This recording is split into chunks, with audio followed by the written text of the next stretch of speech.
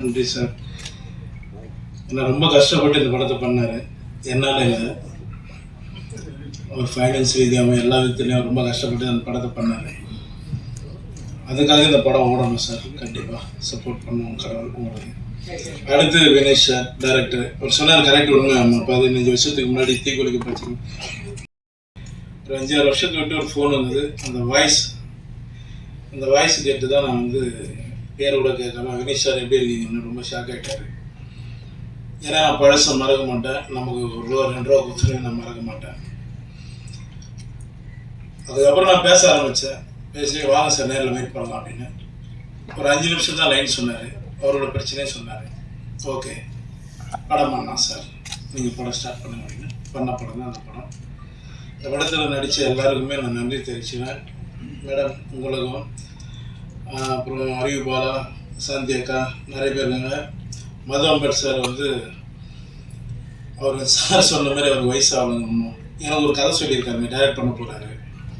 சொல்லிட்டு sir, sorry sir, உங்களுக்கு தெரியாமல் ஒரு சரியான கதை சொல்லியிருக்காரு, சூப்பர் கதை சொல்லியிருக்காரு. அந்த படம் சீக்கிரம் நானும் சாரும் கண்டிப்பாக பண்ணுவோம். தனஞ்சயன் சார் உங்களுக்கு ரொம்ப நன்றி சார். சார் உங்களுக்கு ரொம்ப நன்றி. ஏன்னா பயங்கர சப்போர்ட் பண்ணியிருக்காங்க இந்த படத்துக்காக. இந்த படம் ரிலீஸ் பண்ணுறதுக்கு தானே சாரும் தனஞ்சயன் சாரும் நான் நன்றி தெரிவிச்சுக்கிறேன். சார் சொன்ன மாதிரி சார், நான் எங்கே சார் சம்பளம் ஃபிக்ஸ் பண்ணுறேன்? என் சம்பளத்தை நான் வெளியில் இருக்கிறவங்க எல்லோரும் ஃபிக்ஸ் பண்ணுறாங்க சார். என் சம்பளம் எனக்கே எவ்வளோன்னு தெரியாது சார். அந்த சுச்சுவேஷனில் தான் போயிட்டுருக்கேன். நீங்கள் சொன்ன மாதிரி நாங்கள் எல்லாம் சம்பளம் கம் பண்ணுறோம் சார். நீங்களே அனுப்புங்க சார், யார் ஒன்றாலும் அனுப்புங்க, நல்லா கதை கேட்டு அனுப்புங்க. சொல்கிற சம்பளத்தை நீங்களே வாங்கி கொடுத்துருங்க. அதை கேட்டால் தான் நீங்கள் எதிரி ஆயிரும். அதான் உண்மை. இப்போ நம்ம நேற்று முன்னாடி வரல, யார் வேணாலும் என்ன ஒன்றாலும் பேசுகிறாங்க. என் ஹஸ்பண்டு என்கிட்ட ஒரு 3-4 வருஷம் ஒர்க் பண்ண ஒரு தம்பி ஒருத்தன் ஹீரோவாக பண்ண மாதிரி சொன்னான். ரொம்ப நல்ல விஷயம், போய் பண்ணுறா போடா அப்படின்னு. ஆனால் அதில் 2 நாள் ஒர்க் பண்ணலாம். நீங்கள் எனக்கு ஒரு வாய்ப்பு கொடுத்தீங்கன்னா அது நல்லா இருக்கணும் அப்படின்னா. சரி ஓகே, நான் எவ்வளோ பேர் போகிறோம் வாடா அப்படின்னு சொல்லி பண்ணேன். அந்த படத்துக்கு தான் நான் 7 லட்சம் கேட்டு 8 லட்சம் கேட்டுனாங்க. இது என் படம், நான் தான் வரணும், இல்லைன்னா தப்பு, நீங்களே நான் தப்பாக எடுத்துக்கு. இது என்னோட படம். எனக்கு அவங்க சொன்னாங்க, நாங்கள் வந்துட்டோம்.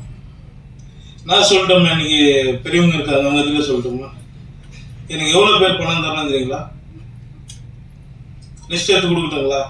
உங்களால் வாங்கி கொடுக்க முடியும்னா சொல்ல, நான் எடுத்து கொடுத்துறேன். சார் உங்க லிஸ்ட் இருக்கா? என்ன கொடுங்க, கண்டிப்பாக கொடுங்க. இப்படி பேசாதீங்க. நாங்கள் சப்போர்ட் பண்ணி தான் நம்ம போயிட்டு இருக்கோம். என்னை பொறுத்த வரைக்கும் நான் எல்லாரும் சப்போர்ட் பண்ணிட்டு இருக்கேன்.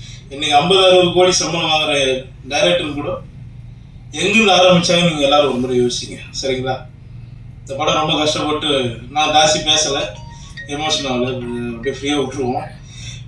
பேசட்டும், கடவுள் பார்த்துக்குவோம், அவ்வளோதான். நான் எதுவும் பேசலைங்க. இந்த படத்துக்கு சப்போர்ட் பண்ணி இந்த படத்தை எப்படியாவது நீங்கள் தான் ஜெயிக்க வைக்கணும். உங்களோட ஆதரவு எங்களுக்கு வேணும். ரொம்ப நன்றி எல்லாரும், ரொம்ப நன்றிங்க. எனக்கு 6:30க்கு ஃப்ளைட்டு. நான் பெங்களூர் போகணும். அதனால தான் நான் 4:30 மணிக்கு போனேன்னு தான் ஒரு 1/2 hour எக்ஸ்ட்ரா இருக்கேன். ரொம்ப நன்றிங்க எல்லாரும், ரொம்ப நன்றி.